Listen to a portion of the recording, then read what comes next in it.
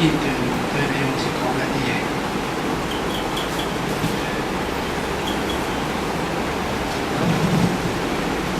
咁最尾嗰個啦，咁杜雲佢嗰個比喻就即係好似將生命係當係一個麥子咁樣咧。死唔係最緊要，最緊要就係能夠結出一啲永恆嘅果子去祝福其他。咁我呢個幾令我大感受。仲有冇其他？弟兄姊妹，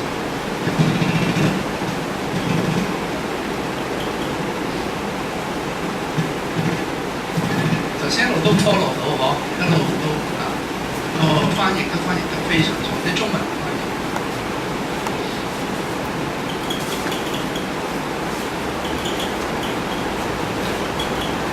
一陣間或者我哋可以再翻轉頭啊，大家分享。我睇過，我都唔知睇過幾多次，不過每一次我都好感動，每一次都好似提醒翻我點樣做一個牧者，一個神父。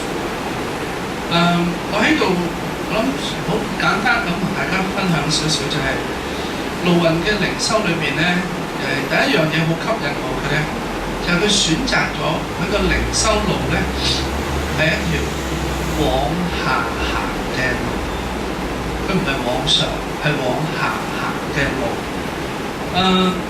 往下行嘅路其實就係基督嘅路。其實你睇到佢係一個知識分子，佢好叻，好聰明，喺美國最高嘅學府嗰度任教。其實佢係前途無量嘅喎。佢如果留喺大學咧，其實可以好出色。不過佢選擇咗唔留喺度。佢去尋覓，佢發現到佢跟嘅耶穌基督咧，唔係佢應該咁講，佢發現到喺世界嘅路咧，世界教你嘅路咧係要往上爬。你讀書啦，好成績啦，有個好位置啦，好工作啦，然後你表現得出色啦，一路升職啦，一路轉工啦，轉更好嘅工啦，一路揾更多嘅錢啦。你更有影響力啦！呢個全部都係我哋每一日都聽到，我哋係俾呢啲咁嘅價值觀浸住長大嘅呢啲路嚇。窮嘅時候，我哋細個話要勤力讀書啊，將來可以出人頭地啊，呢個都係一條都係啱嘅嚇，即係都係脫貧啊，往上嘅路。但係佢選擇咗嘅係咩咧？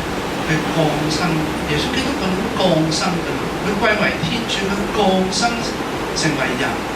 同埋呢個耶穌基督又好奇怪，佢降生嘅時候都唔係揾佢去羅馬帝國啊，或者去到我哋昔日嘅漢朝啊，即係我哋最輝煌嘅一個地方，喺嗰度做王子，喺嗰度做一國之君，其實影響力好大嘅喎。不過基督冇選擇咗。上主嘅第二位聖子，佢冇選擇再走呢條路，佢選擇咗去一個仲係好野蠻嘅民族，同埋唔起眼嘅民族中間，喺嗰度降生。而你睇翻耶穌嘅一生，佢由降生開始咧，佢已經係選擇咗要喺卑微裏邊出世，好明顯啦，連一張似樣嘅床都冇，要喺馬棚裏邊出世，係咪啊？細個就要走難去避難嚇，可能得王去追殺。翻到嚟即係寂寂無聞咁過咗成30年，有邊個認得佢？係佢鄉下嘅人認識佢，所以佢哋話：我知道呢個係邊個，木匠嘅仔啊嘛。所以當佢日後翻到自己家鄉嘅時候，佢顯唔到奇蹟啊？點解？因為啲人唔信佢，點解咁包圍？點解咁靚？耶穌就係選擇咗呢條咁嘅路。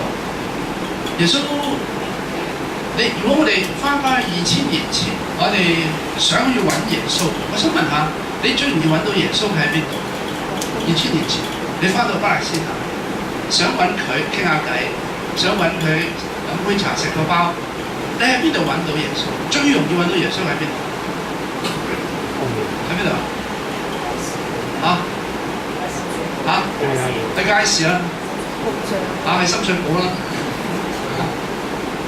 喺聖殿啊，間中佢去嘅啫。會堂啊，加士堡啊，木匠會堂啊，都唔係加士堡可能加士堡，不過嗰陣時好似冇加士堡。曠野，王朝家私啊，曠野，曠野。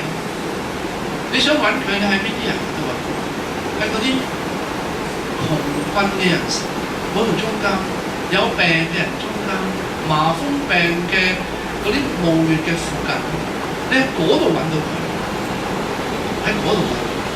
我諗 Henry 咧，Henry Nouwen 佢真係體會到呢一樣嘢，佢發現到基督嘅路係一條往下走嘅路。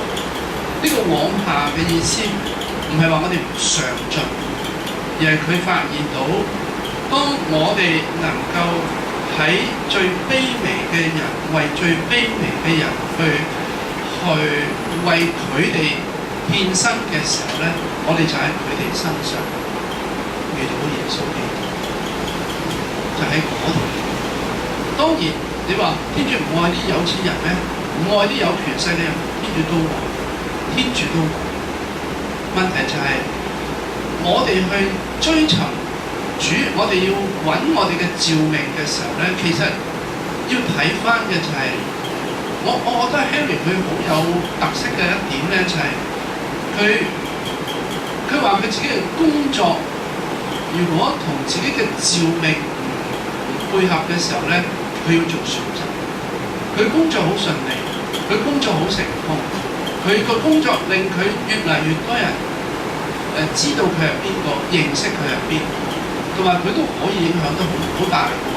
喺大學生中間啦，喺知識分子中間，佢可以影響，但佢硬係覺得同自己嘅召命，用自己作為一個神父、一個牧者嘅召命係唔同，所以佢喺嗰度掙扎，喺嗰度尋覓覓，然後最後佢follow自己嘅召命。好啦，其實我哋問翻就係、我哋每個人嘅召命係乜咧？我諗每個人嘅召命都唔一樣。召命即係 vocation， 即係 calling 啦，大家都好清楚呢個字眼。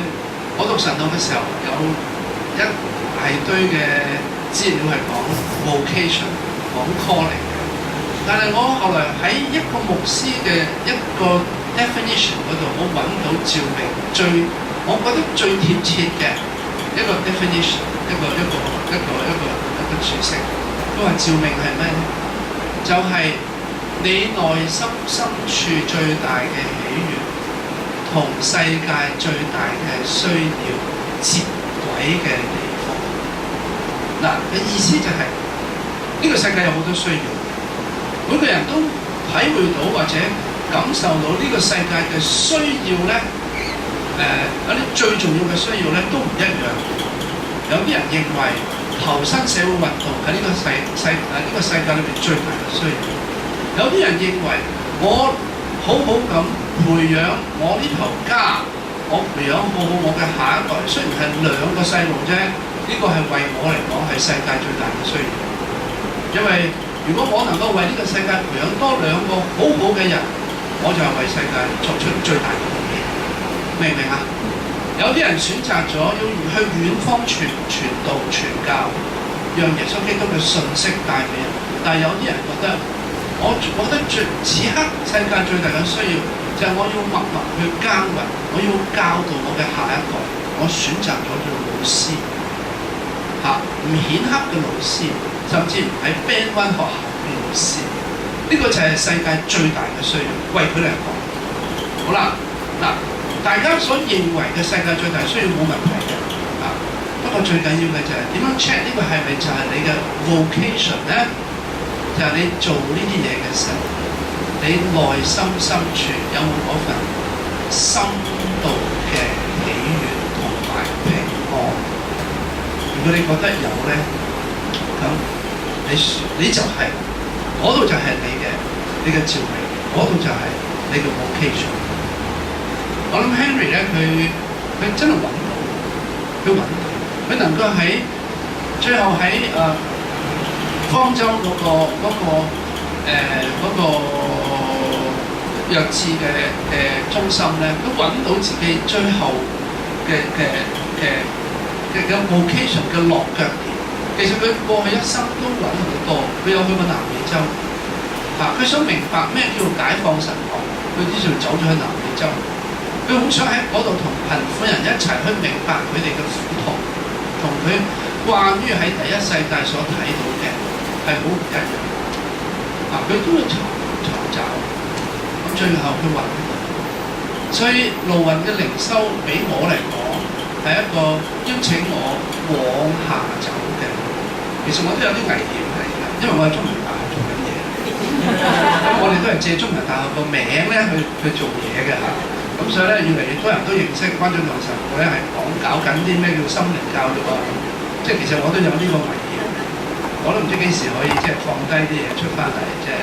不過我覺得我都希望喺我目前為止，我覺得世界最大嘅需要，呢個最大嘅需要就係我哋嘅老師，我哋嘅下一代，佢哋嘅心靈係冇乜人照顧，佢哋冇乜人去關心佢哋嘅內心世界，所以我選擇咗，起碼呢幾年，我覺得呢個係我嘅錯。最近咧，我覺得有一樣好得意嘅，唔知點解近排我哋每日或者每個星期我哋開彌撒嘅時候咧，我哋彌撒禱文裏邊一定會有為教宗、為主教祈禱噶嘛。好奇怪！當我哋為教宗祈禱咧，我哋淨係教宗方濟各，但係要為主教祈禱咧，就一定要話為寫到明嘅喎，為我哋嘅主教湯漢樞機祈禱。你整個書記出嚟做乜嘢㗎？咁咪湯漢一個咪夠咯？點解一定要話用書記？因為書記係一個尊稱嚟，係一個身份唔同嘅咩？我從來都唔會咁，我從來都唔會拎埋佢嘅 title 出嚟。我覺得呢個正正就係往上爬嘅一個好subtle嘅、好微妙嘅一個心態。我哋一定要擺咗嗰個出嚟㗎，係咪啊？好，呢個係盧雲俾我嘅第一個其實耶穌死得好慘㗎，耶穌一啲都唔光彩㗎，死喺當時嘅十字架上，係羅馬帝國裏邊最屈辱嘅一個死亡。耶穌就選擇咗嗰種死亡，佢往下走到最低層。連死都要選擇係最低層嘅死。第二咧，盧雲俾到我睇到嘅就係佢嗰種永不止息嘅對天主嘅尋覓，即係佢一生咧，佢係一個好咩啊？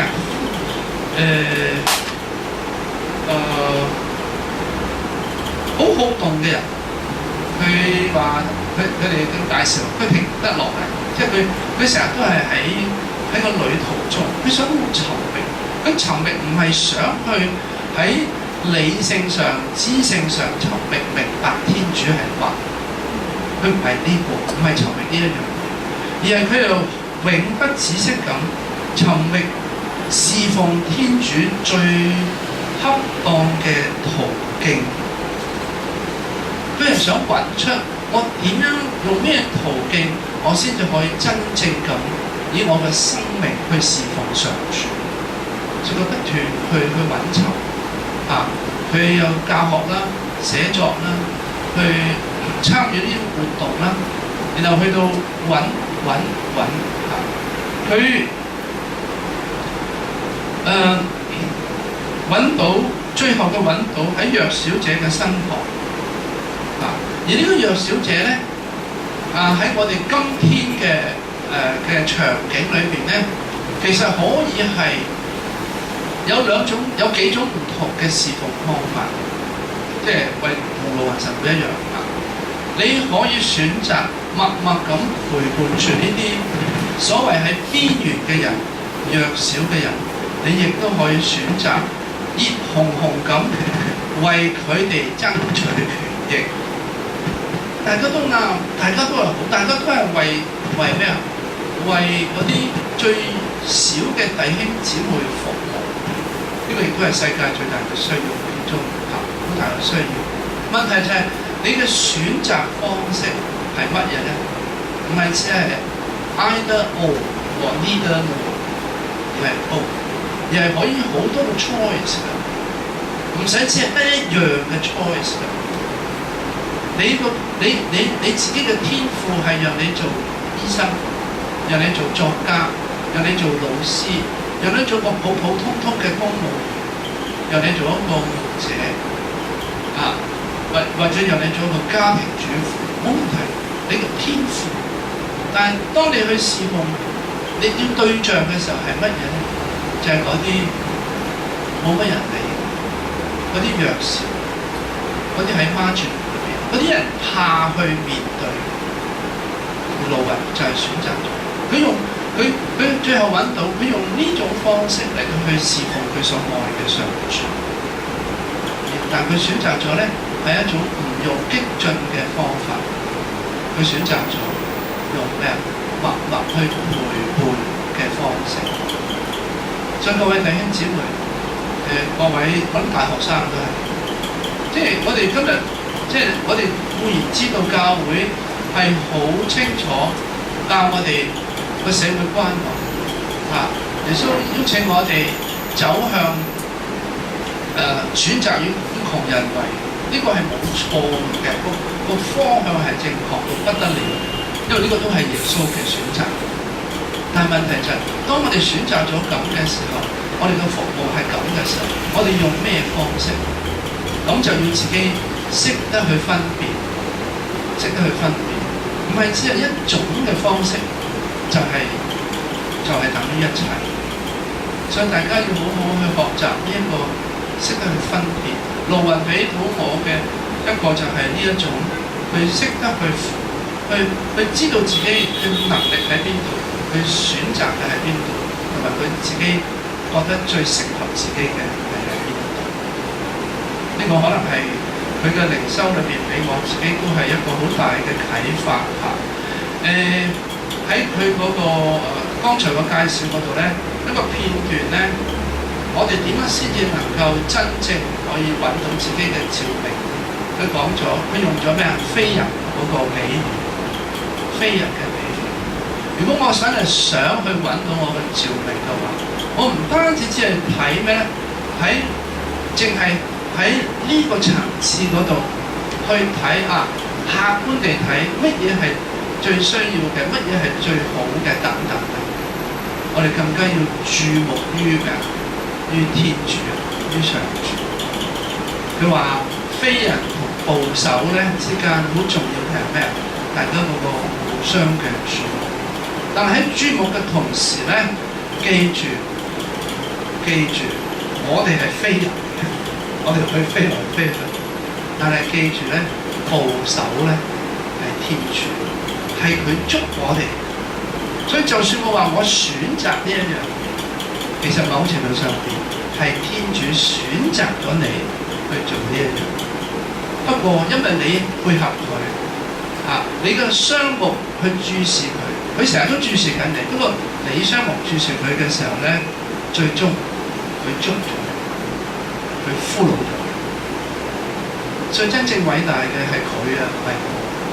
你就算殺生成人，捨生取義，最後光榮嘅唔係你啊，係佢捉到你，佢俘虜咗你，讓你走呢一條嘅路。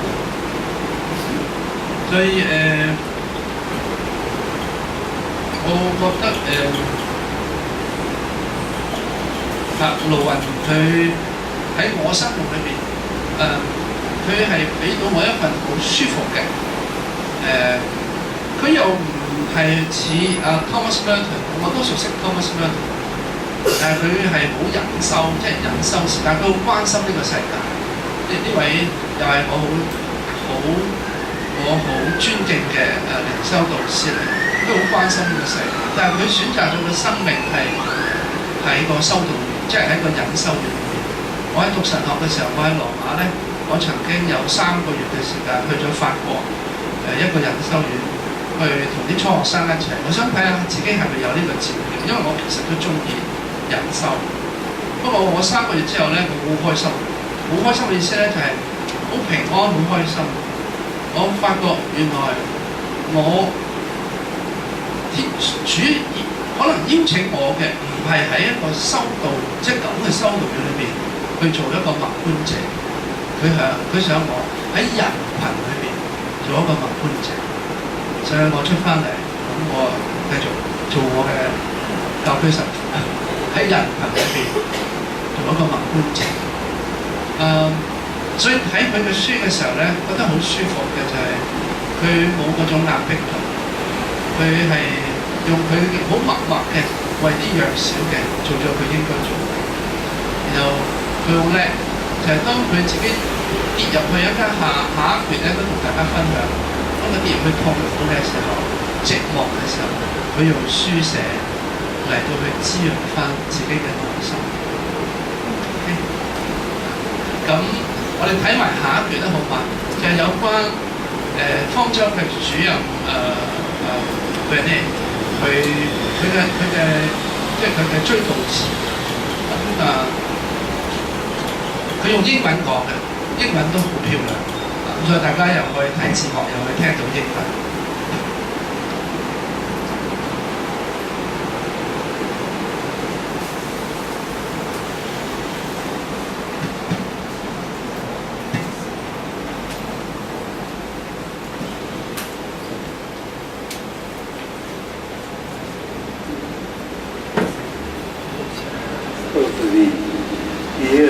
I have known Henry,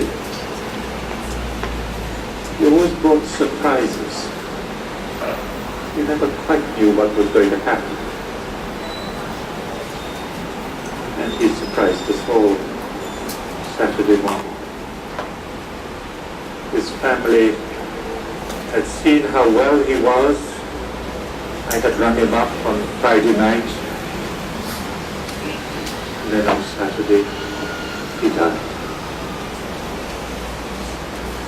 It's a mystery in Henry. You know, 40 years ago, he was lying on these steps to become a priest. On these steps, where his body is lying today. So Henry, he came home. You know how important home was for Henry. And tomorrow his body will go home to his community. Henry had many occasions to speak and to accompany people in dying. I felt very moved that I should be asked to say a few words about Henry before his family, his father, brothers and sisters, and before the family of Daybreak and Lash, and the family of his friends. I just want to say a few words about Henry. The first thing I want to say, over the years that I've met him, is that he was a man of pain, a man of anguish. A lot of anguish in Henry.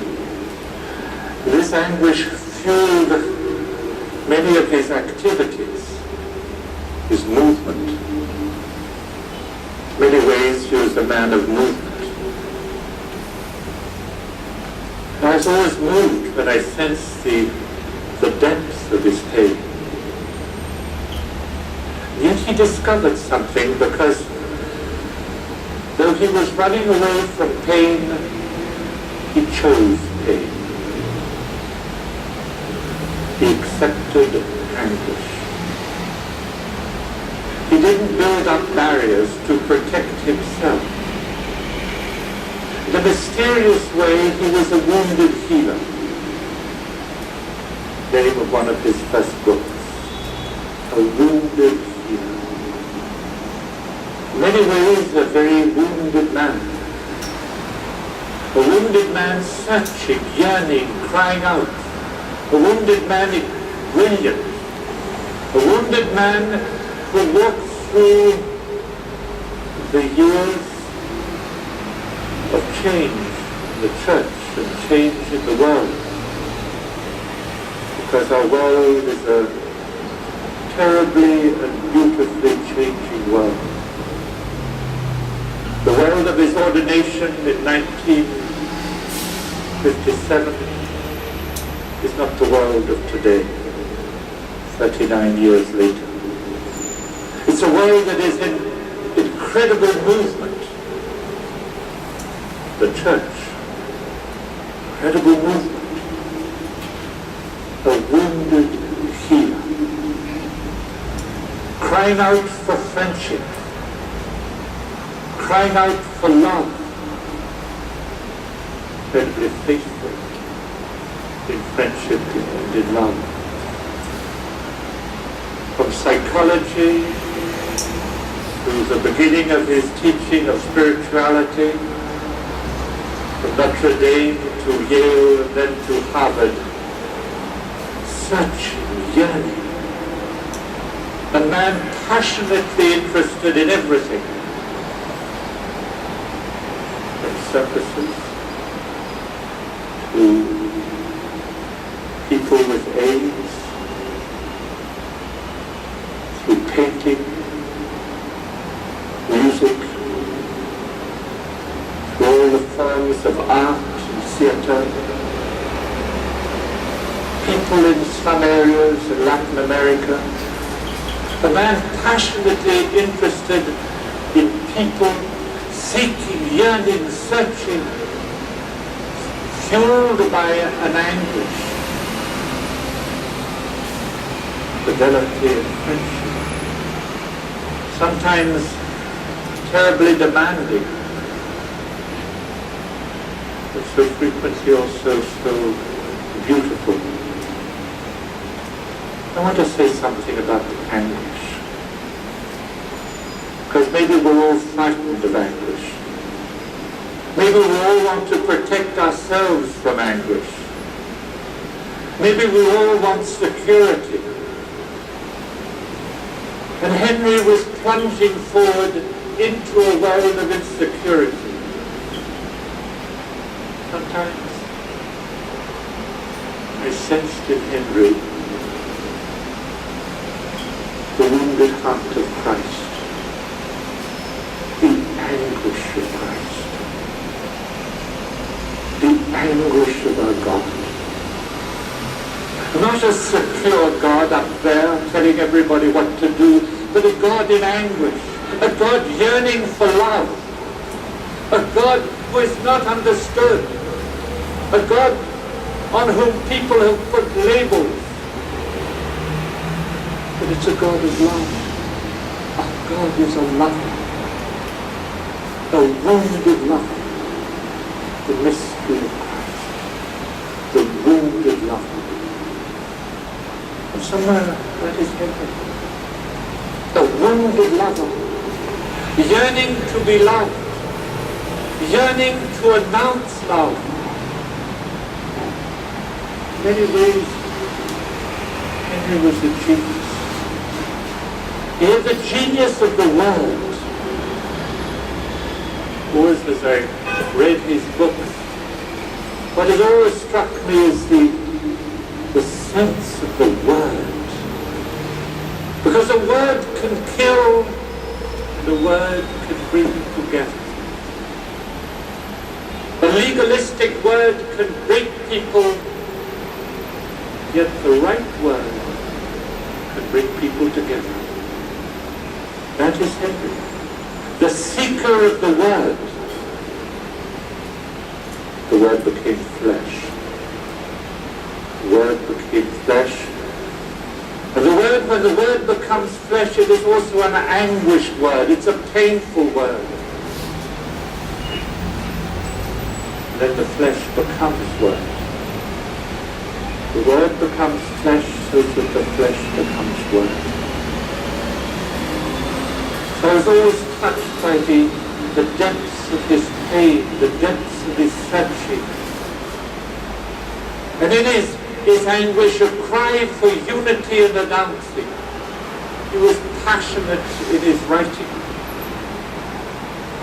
The writing that sprang from his anguish, the writing also that came from that anguish, yearning for unity and for wholeness. He was yearning for wholeness in himself and for others, passionately yearning for unity in the church amongst Christians. Some people would see him as too traditional, and others would see him as too liberal.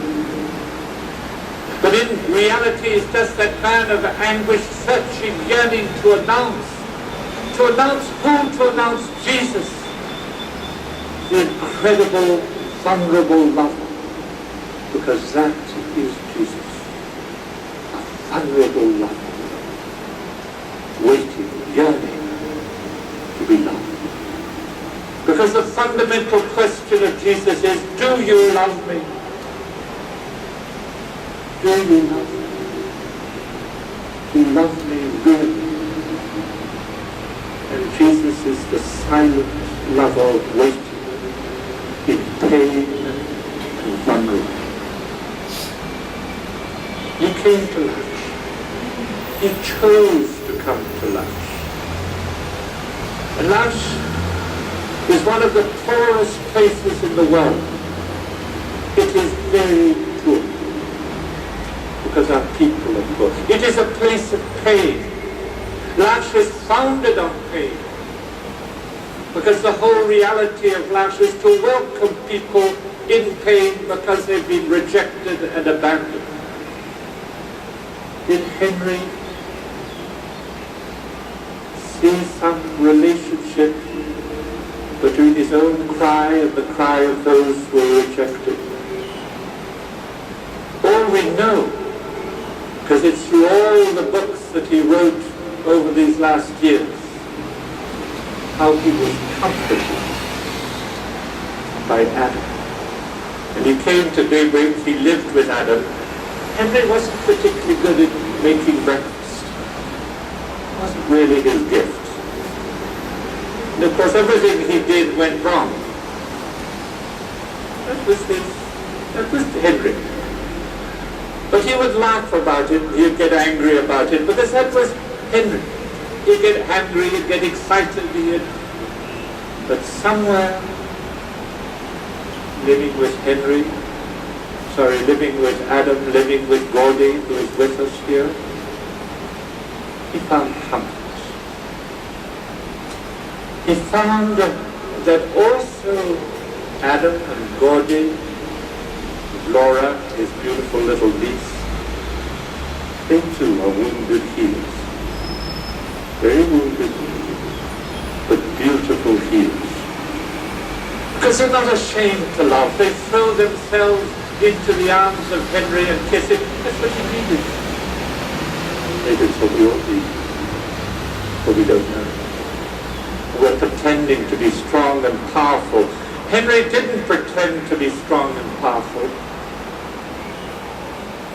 In all his books, he talks about his weakness, his fragility, his need to be loved. And somewhere, Gordy and Adam and Bill and Peter and David and many others, just by the way they took him in his arms, revealing something. That God, yes, he's up in the skies, but more than that, when the Word became flesh, it is the Son that enters the mud, our God who enters the mud of pain. And that is this whole mystery of the incarnation, a God who becomes flesh, who becomes mud, so that we can touch him. Touch, listen, and love. Jesus, the Word who became flesh, so that the flesh can become Word. And I often felt that the flesh, the painful flesh of Henry, revealed the Word. So he came to L'Arche. He chose L'Arche. He chose to move from being a brilliant professor to entering into the demands of community life. It wasn't easy for him, it wasn't always easy for the community. Because Henry was always Henry. The beauty, the pain, the excitement, the kindness. And there, you can read that in his one of the last books of the Prodigal Son, how he discovered to be found.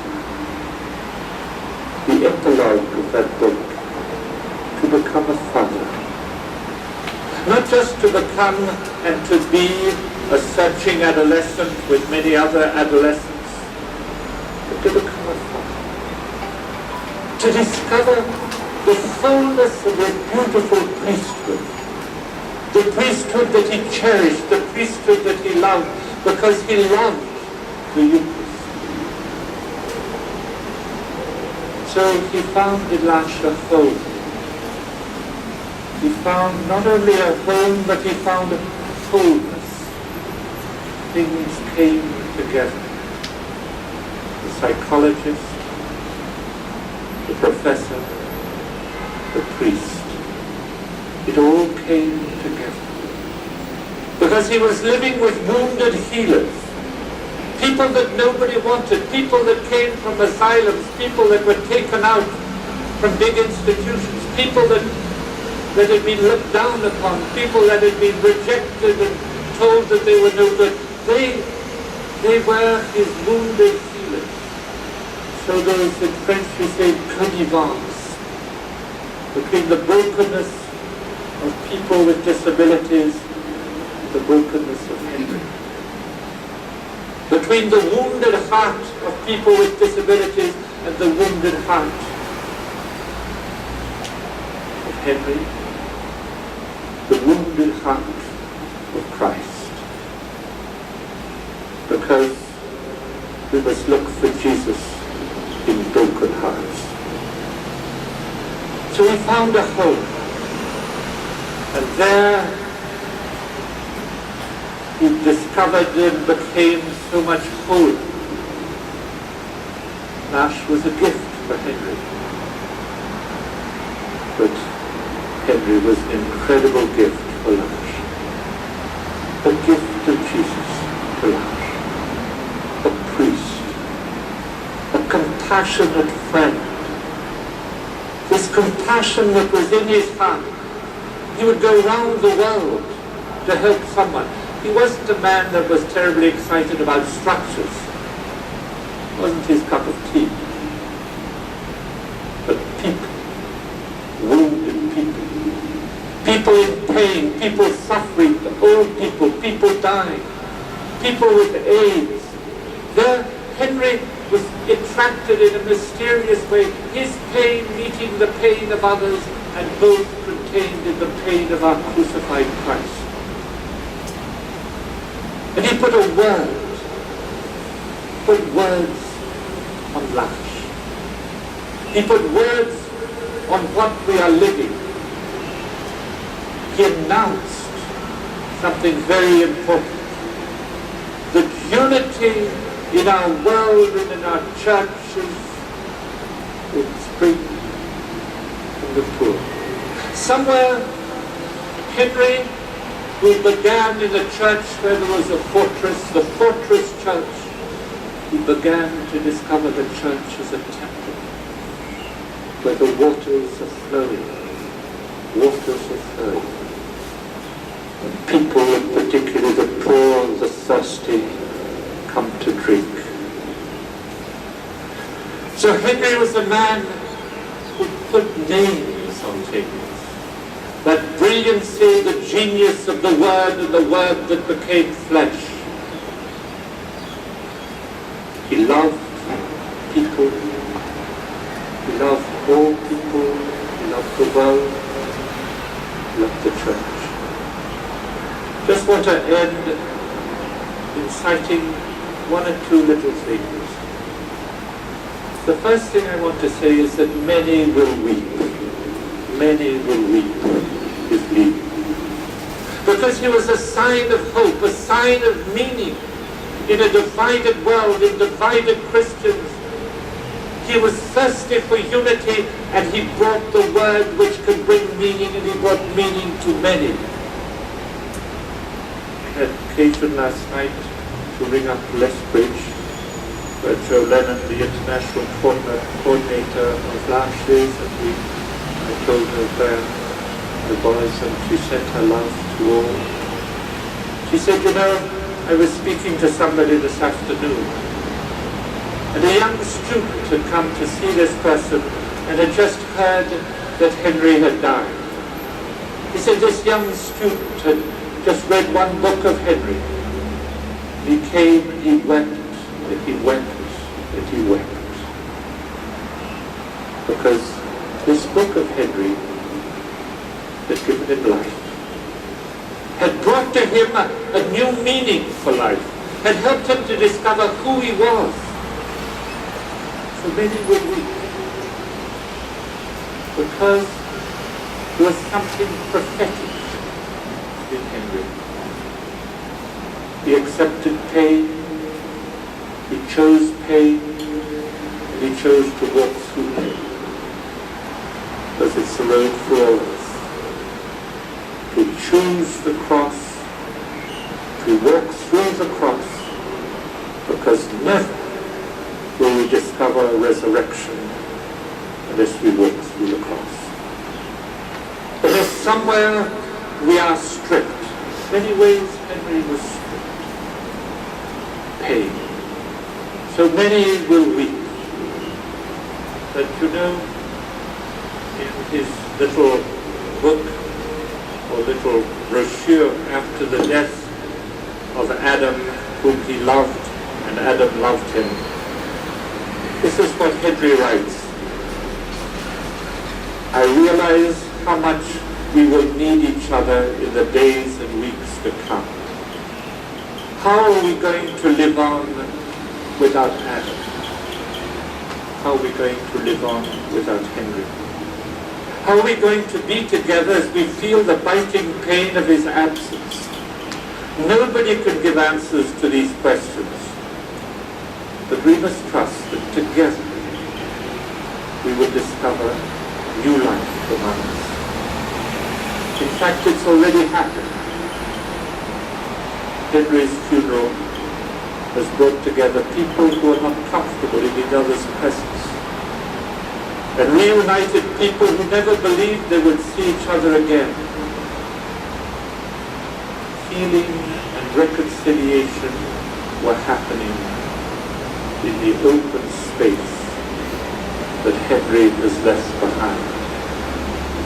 The open space that Henry has left behind. The open space of a prophetic vision, where not only Christians but others who are searching truth, searching love, searching a real spirituality, a spirituality that will flow from the broken hearts of people, not through power, but through the wounded hearts of people. So we must fill this empty space. I just want to end something very beautiful that Henry wrote in the little book, Our Greatest Gift. How can we prepare ourselves for our death in such a way that our dying will be a new way for us to send our and God's Spirit to those whom we have loved and who have loved us. A new way of dying. Preparing ourselves to send God's Spirit and our Spirit upon those who have loved us and whom we have loved. The question today for all of us is to be prepared to receive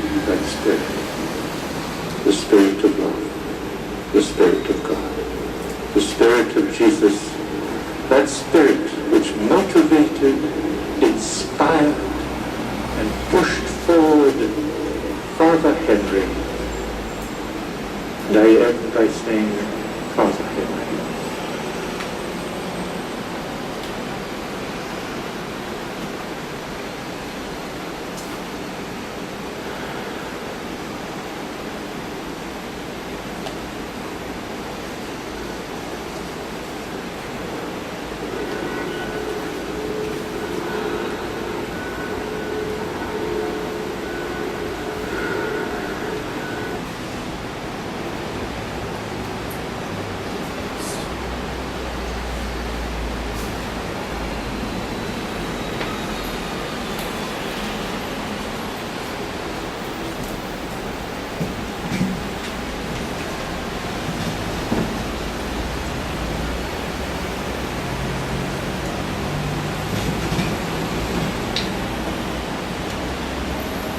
神父Father Henry， 佢嘅心點解會碎？點解會痛？也許係因為佢都體會到，原來天主同埋上帝嘅心時時都係碎同埋痛。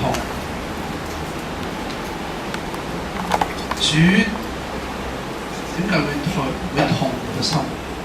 因為佢都係一個好多時被了解嘅天主嚟，佢好多時被人誤解、被遺棄，其實佢都係缺乏被愛嘅天主嚟。盧雲佢有呢份天主嘅心，所以佢都好感動、好感受於呢份嘅傷痛。如果從剛才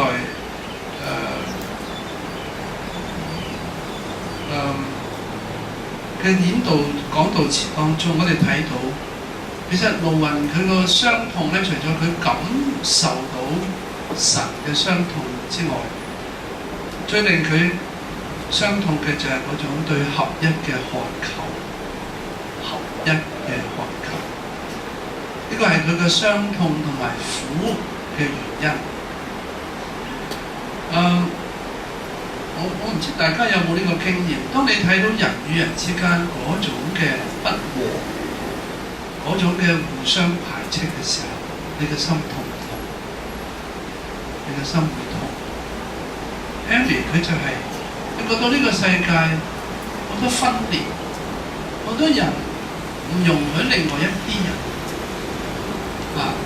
大家都係天主嘅仔女，但係大家都係天主嘅仔女，呢啲人大家各不相讓，大家唔愛大家。我諗呢個係一個好大嘅傷痛。我哋又睇到民族與民族之間好多嘅唔協調，唔合一。本來我哋都嚟自同一嘅天父，不過最後搞成咁。所以我哋有個眼光係睇闊啲嘅時候，你唔可能係舒服自在。睇下國與國之間，我哋最近呢幾年睇到嘅國際嘅新聞，係咪啊？即係我哋諗，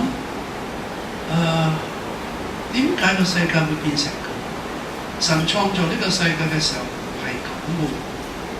但係點解今天呢個世界會變成咁？我哋傷痛，盧雲都傷痛。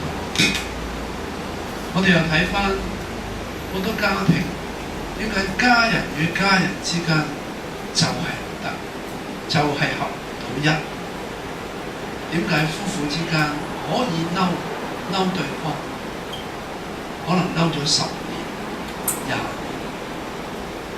我有一次有對年輕夫婦問我以為佢哋出咗問題，佢話唔係啊，神父，唔係我哋出咗問題，係我哋爹哋媽咪出咗問題。佢哋已經有20年咧係冇講嘢，即係大家對話。我問佢咁點啊？你過年過節咪照過咯？佢啲仔女，大家啲仔女啊、孫啊，咁咪一齊喺度慶祝啊！大家同大家講嘢咯。不過佢哋兩個係唔講嘢。你作為家人，你相唔相同？你作為一個牧者，相唔相同？睇到世界上有好多幸福嘅，有啲冇咁幸福，或者我哋話好彩嘅，有啲冇咁好彩。大家要將好彩嘅分俾嗰啲唔好彩嘅，要將幸福嘅分享俾嗰啲唔幸福嘅，係好艱難嘅事。聰明嘅肯唔肯分享俾啲唔係咁聰明？我成日都挑戰牧師在挑戰。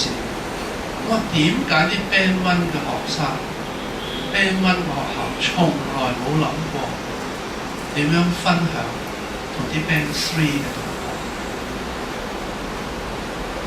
你痛唔痛？佢哋係叻嘅，佢哋讀書係好，有啲人讀書係有困難，但我哋就永遠讓呢個咁嘅鴻溝咧就存在喺度。一間係 Band 1，一間係 Band 3，唔係好遠啫嘛，隔得。佢哋從來唔會係好自動地、好樂意地我哋放咗學，我哋過去隔離。同另外一啲同學仔，幫佢哋補習，佢哋可能學習上有困難，我哋俾多啲時間，因為你唔使點讀咁多書，即係唔使温習咁多，因為你哋聰明。呢個係痛嚟嘅，呢個係傷痛，呢個就係耶穌耶穌嘅傷痛，亦都係路雲神父嘅傷痛。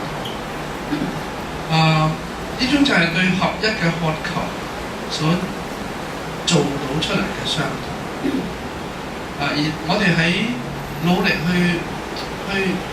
去讓呢個世界、呢個社會，當我哋想去讓多啲人能夠對話，能夠大家唔好咁執着住，大家靜心啲聆聽大家嘅時候，如果我哋睇唔到呢個出現，我哋只係將嗰個對立越嚟越升級咧，其實我哋係傷痛。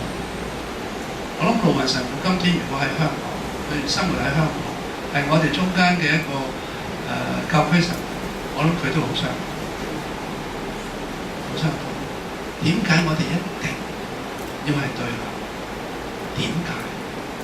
耶穌冇教我哋，耶穌教我哋要關愛窮人。耶穌係站喺窮人嘅嗰邊，佢站喺佢嗰邊唔等同於係要整死翻另外嗰一邊，佢都好想另外一邊，佢哋能夠歸依啦，佢哋能夠有所改變。但耶穌從來冇用呢種強迫嘅手段。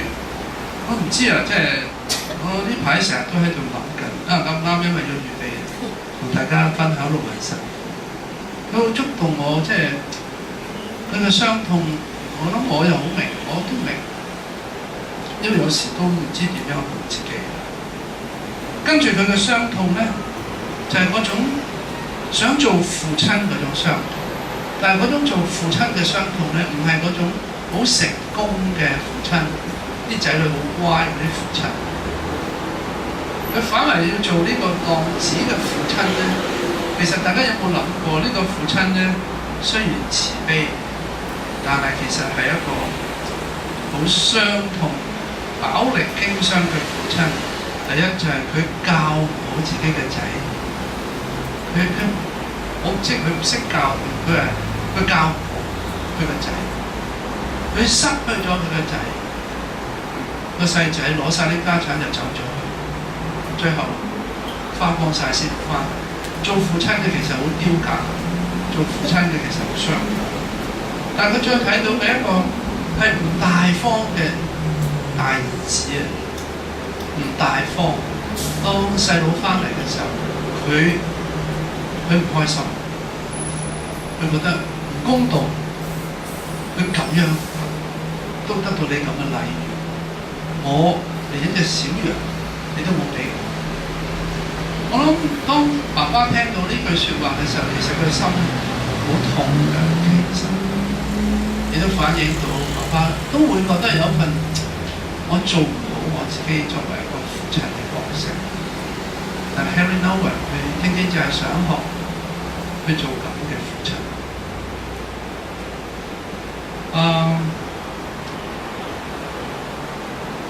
呢份咁樣嘅，即係佢對於合一嘅傷痛，同埋佢想做父親嘅嗰份傷痛，令到佢喺痛苦嘅掙扎裏邊蛻變咗，成為一個受傷嘅治療者。而呢個亦都係我覺得盧雲嘅靈修裏邊第三個好吸引我嘅地方，就係 a wounded healer， 一個受傷。如果我哋冇受過傷，我哋做唔到治療者。如果我哋一向都係一帆風順，得心應手，我諗我哋極其量是一個幾好嘅人，可能都係一個慷慨嘅人，但我哋做唔到治療者，因為我哋冇受過傷。所以受傷喺基督徒嘅生命裏邊，喺我哋嘅信仰裏邊咧，其實有佢一個好重要嘅位置。天主耶穌基督就係選擇咗，讓痛苦、讓受傷成為我哋成為一個治療嘅一個 must， 一個必須。我哋唔需要去專登揾嘢嚟受傷。我哋好好地做人已經夠晒機會去受傷。我哋唔好抗拒，我哋唔好排斥，唔好逃避，我哋好好去迎上去擁抱佢。然後喺呢個苦難裏邊，我哋先至去真係品嚐到乜嘢叫做苦難。當一個人嚟到你面前，佢帶住一臉嘅哀傷嘅時候，佢要嘅唔係你俾好多意見佢去走出呢個哀傷，佢要嘅係你明白佢嘅哀傷。但係你如果冇經歷過，你係唔會明白。我哋教會有陣時最大嘅問題係，我哋對所有嘅問題都有答案，都有答案。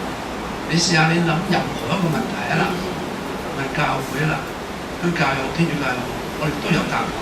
而我哋啲答案，我哋自認為都係正確，都係真。但係世界真正需要嘅唔係淨係答案，而係嗰份嘅陪伴，嗰份嘅被明白、被了解、被接納。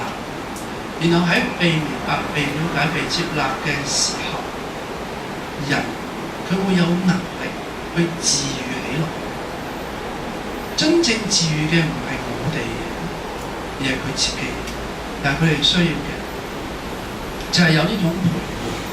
但係一個人陪伴唔到另外一個人，一個苦難嘅人，除非佢自己經歷過呢啲苦難。所以盧雲俾我最其中一個都係最深刻嘅印象就係 wounded healer。我讀書嘅時候已經睇過佢第一本書。最早個即係負傷嘅治療者，我睇完之後就覺得哇，呢個神好勁，寫嘅嘢哇咁都得嘅。咁我就後來都有追尋，咁亦都好多得即係基督教嘅溫偉耀教授啦，佢係最先引進盧雲神父俾中文讀者嘅人，好感激佢。我哋天主教好後期先至有，而家有啦，而家出光啟都出啦。出好幾本關於盧雲神父嘅書，但係早期係真係要多得溫偉耀，佢即係佢好即係好有呢份心去出。我係喺盧雲神父去世之前嗰一年，我啱啱喺喺多倫多，我臨走嘅時候打一個電話去方舟，咁揾佢，我話好想見佢。嗰個盧雲神父就話：哎呀，我啱啱聽日就要落三藩市啦。真係唔好意思，不過咁啊，我哋預約啦，我哋約明年咧。佢話我明年會唔會再過嚟？我明年我會再過嚟。咁佢話明年啦，我哋大家一齊相約。不過明年咧已經再見唔到佢，所以要相約啦，要喺上邊。唔知天主幾時我翻上去，咁喺上邊同佢相約。呢個就係我對盧雲雲神父嘅少少嘅了解同埋認識佢對我嘅影響嚇。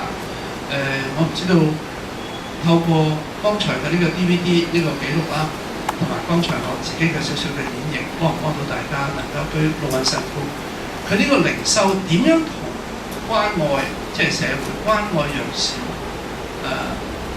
俾出一個好整合嘅，即係一個 picture 俾大家。咁我諗剩翻我哋有比較充裕嘅時間，我好想大家分享，或者好想大家都一齊傾，好嘛？我哋大概有半個小時嘅時間，好唔 OK？我都俾啲掌聲啊，關神父。